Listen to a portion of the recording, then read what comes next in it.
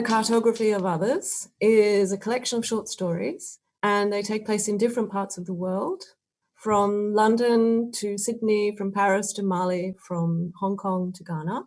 I've written a series of stories that are set in these different places because I've moved around a lot over the past couple of decades, and so they've really been influenced by my interest in human nature in these different settings.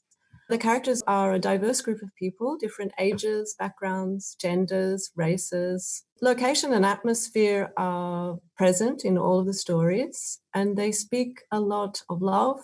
They speak of relationships, of travel, history, nature, music, and art.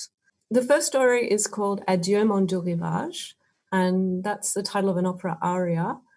The story speaks of a Japanese soprano who's lost her voice and she's on a cruise in the Mediterranean.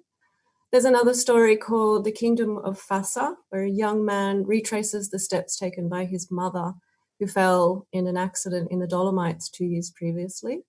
There's a story called The Cliffs of Banjagara, where a photographer and a journalist travel across Mali as their relationship implodes.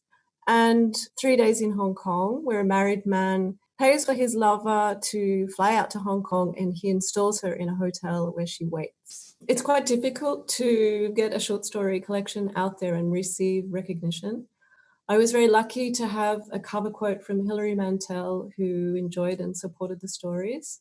The Cartography of Others is the only short story collection on the People's Book Prize finalist list, and this is something I'm quite proud of.